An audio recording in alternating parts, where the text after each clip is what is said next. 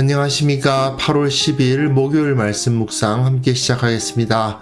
주님의 사랑과 은혜가 말씀으로 하루를 시작하시는 귀한 성도님들의 가정과 생업 가운데 충만하시기를 오늘도 기도합니다.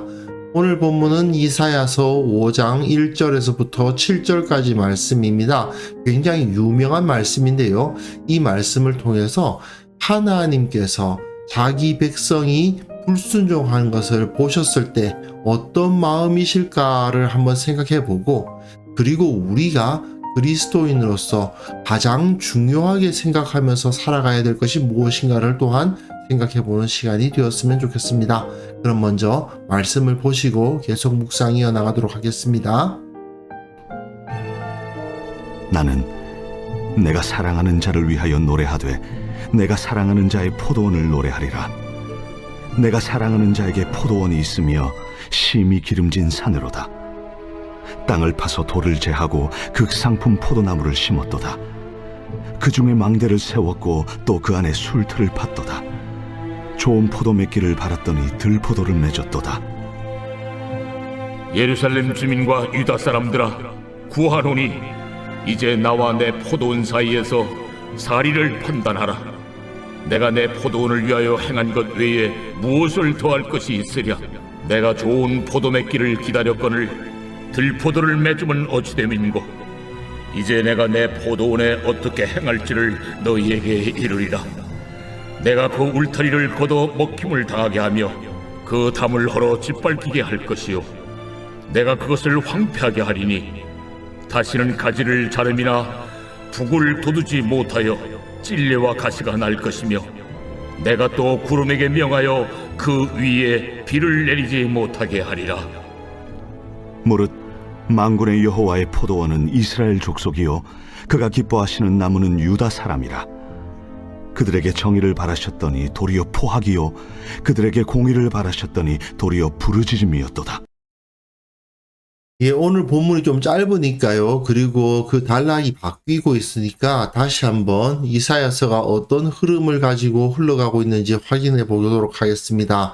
이사야서는 크게 세 부분으로 나눈다. 다른 의견도 있지만 전통적으로는 히스기야의 통치 시기에 있었던 일들을 중심으로 하고 있는 36장에서부터 39장을 중심으로 뒤로 나뉘는데, 앞은 심판, 뒤는 소망으로 나뉜다.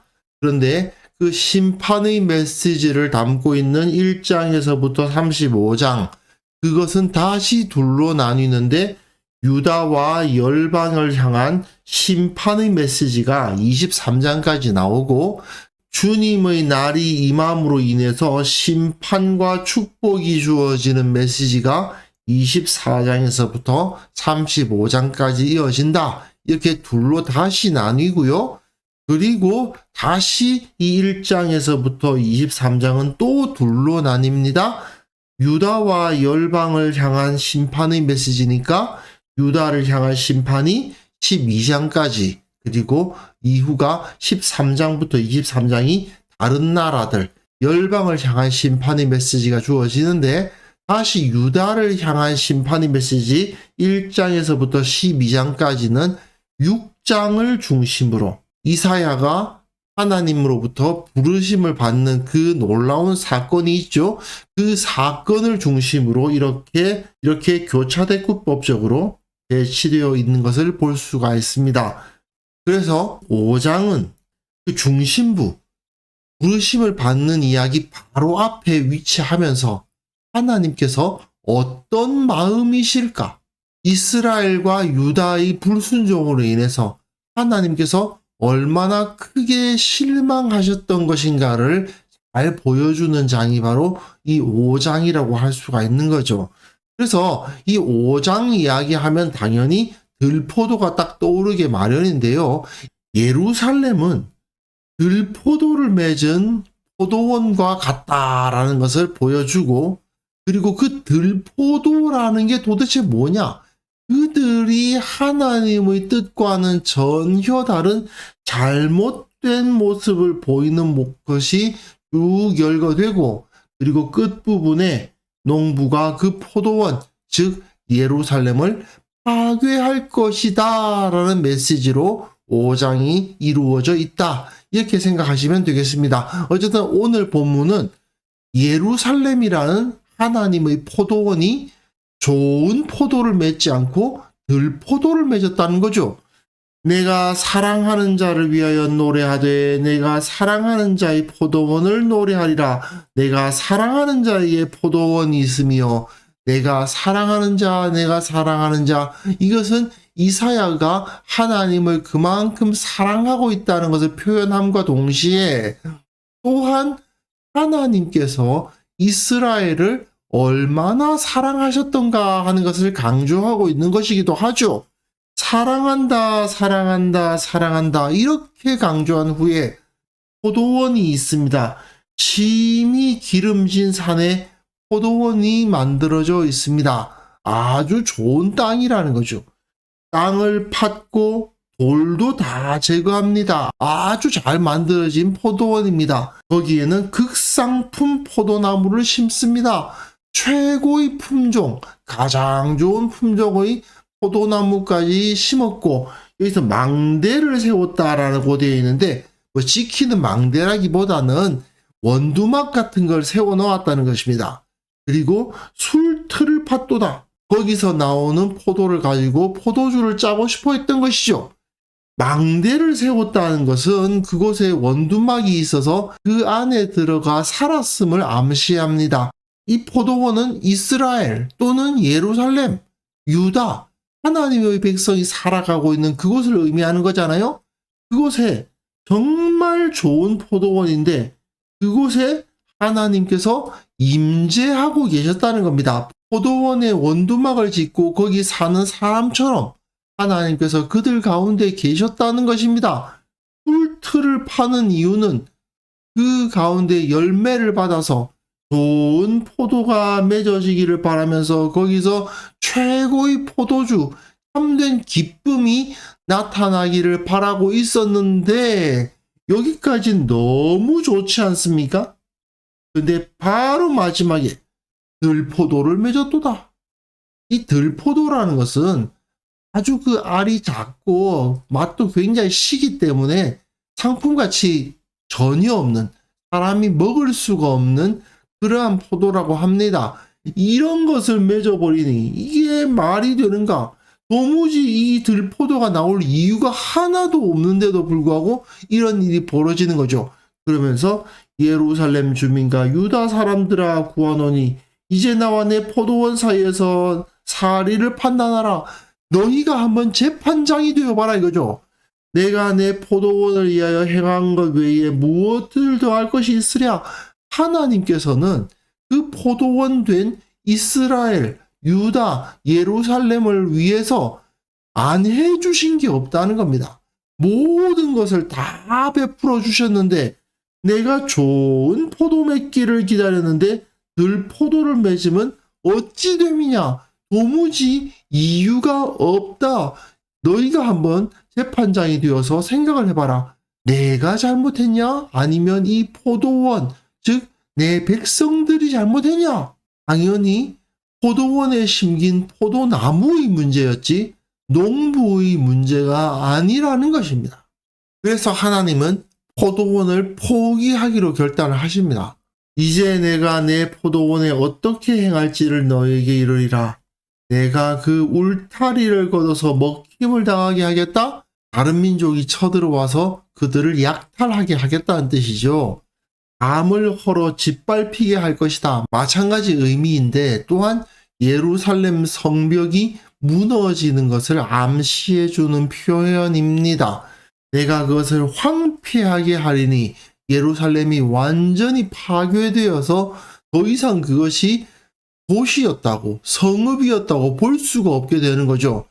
다시는 가지를 자름이나 북을 돋우지 못하여 찔레와 가시가 날 것이며 완전히 폐허가 되는 것을 의미해 줍니다. 내가 또 구름에게 명하여 그 위에 비를 내리지 못하게 하리라. 좋은 땅에 기름진 땅에 만들어진 포도원이었지만 이렇게 찔레와 가시가 나며 비가 내리지 않는 광야와도 같은 땅이 되도록 하겠다라고 말씀을 하시는 거죠. 더 이상 예루살렘은 아름다운 성읍이라 평화의 성읍이라 불릴 수가 없게 될 것입니다. 그리고 7절은 이 비유가 정확하게 무슨 뜻인가를 보여주죠. 포도원은 이스라엘 족속이요 그가 기뻐하시는 나무는 유다 사람이라. 이스라엘과 유다가 어떻게 했느냐. 그 포도원이 곧 자기 백성인데 하나님께서는 그들에게 정의를 바라셨는데 포악이 나오고 공의를 바라셨는데 부르짖음이 나왔다는 겁니다. 좋은 포도를 바랬는데 들포도가 나왔다는 거죠. 히브리어 원어에 의하면 정의는 미슈파트고요. 포악은 미시파흐입니다. 발음은 굉장히 비슷하지만 의미는 완전히 다르죠. 그들에게 공의, 즉 츠다카를 바라셨는데 부르짖음, 츠아카가 나왔다는 거죠. 이렇게 비슷한 발음의 단어들이 제시되면서 내가 미슈파트를 바랬는데 미슈파흐가 나오고 츠다카를 바랬는데 츠아카가 나오는, 이렇게 내가 포도를 바랬는데 들포도가 나오는 이런 배신을 내가 당하고 말았다라고 하나님께서 탄식하시는 것입니다. 다시 한번 생각해 봅시다. 농부가 포도원을 만드는 이유가 무엇입니까? 당연히 좋은 포도를 얻고 그 포도로 좋은 포도주를 만들기 위함이겠죠. 그런데 그 포도원이 굉장히 크고 화려하긴 한데 거기선 들포도만 나온다면 그 포도원의 존재는 아무런 의미도 없지 않습니까? 차라리 작고 초라하더라도 그 안에 심긴 포도나무들이 극상품 포도를 생산해 내기만 한다면 그 포도원이야말로 진짜 뛰어나고 훌륭한 포도원이죠. 아무리 크고 아름답게 꾸몄으면 뭐합니까? 포도가 제대로 안 나오면 소용없는 거잖아요. 당시 예루살렘 거민들은 예루살렘 성과 솔로몬의 성전을 자랑했습니다. 하지만 그들에게서 정의와 공의를 찾아볼 수가 없었던 것이죠. 마치 포도원은 멋지게 꾸며놨는데 포도는 나지 않는 것과 똑같습니다. 그렇기 때문에 하나님께서는 그 무가치한 성읍, 그 무가치한 성전을 모두 파괴해 버리시는 것입니다. 그리고 이것은 현대의 교회에도 마찬가지로 적용되는 원리죠. 교회에 속한 성도들이 정의와 공의를 실천하지 않고 예수 그리스도의 모습을 따르지는 않는데 다만 그 교회가 유명하고 건물이 크고 많은 사람들이 모이고 그래봤자 아무 소용없는 것입니다. 과연 지금 우리의 교회는 어떤 모습인지 한번 살펴볼 수 있었으면 좋겠습니다. 교회가 바로 세워지기를 원한다면 내가 먼저 하나님께서 기뻐하실 만한 다른 모습으로 서는 것부터 시작해야 됩니다. 이 교회를 위해서 내가 많은 헌금을 해서 좋은 건물을 지으리라. 이 교회가 유명해지기 위해서 여러 가지 홍보 프로그램을 만들리라. 이게 중요한 게 아니라는 거죠. 먼저 내가 그 안에서 거룩해져야 하고, 그리고 우리 교회에 속한 모든 성도들이 주님께 인정받을 만한 정의와 공의와 사랑과 하나님 앞에서 온전하게 인정받을 만한 거룩함을 가져야만 진짜 의미 있는 교회가 될 수 있다는 것을 이 시간 확인할 수 있어야 되겠습니다. 그래서 오늘 기도하실 때에 내 삶 가운데서 주님께서 기뻐하실 의로운 열매가 맺어지게 하시고, 우리 교회가 외형을 중시하지 않고 주님을 닮기를 중시하는 그러한 참된 살아있는 공동체가 되게 하여 주옵소서. 함께 기도하는 시간 가졌으면 합니다.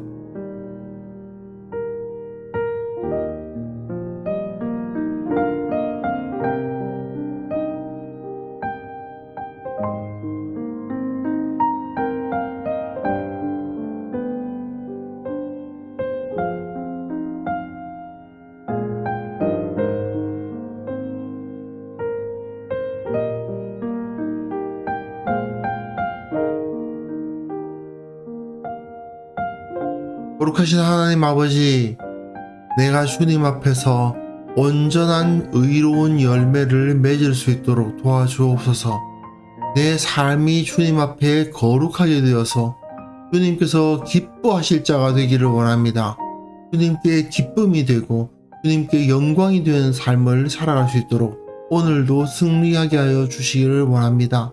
우리 교회의 모든 성도들이 겉모습보다는 우리 안에 예수님을 닮은 사람들을 만들어내는 교회가 되기 위해 최선을 다할 수 있도록 도와주옵소서. 참으로 거룩한 자, 주님을 따르는 자가 양육되고 배출되는 교회라 인정되고 주님께서 원하시는 열매를 맺는 교회가 되게 하여 주옵소서. 한국 교회를 위해서 기도합니다. 이 한국 교회 또한 외형을 자랑하는 어리석은 모습들 가지고 있었음을 주님 고백합니다. 그 모든 어리석은 생각들 다 버리게 도와주시고 오직 복음의 본질을 회복하는 살아있는 교회가 될 수 있도록 주께서 은혜를 베풀어 주옵소서. 아버지, 오늘 하루도 주님께서 나를 감찰하고 계심을 기억하면서 매 순간 매 순간 주님의 영광을 위해서 살아갈 수 있도록 도와주시기를 원합니다. 참으로 태풍의 소식이 있고 여러 가지 기후적으로 또한 정치적으로 여러 가지 안 좋은 소식들이 들려오고 있지만 그 모든 것 안에서 주님께서 섭리하사 모든 사람들을 안전하게 지키시고 또한 모든 것이 평화롭게 해결될 수 있도록 은혜 베풀어 주옵소서. 감사드렸고 예수님의 이름으로 기도합니다. 아멘.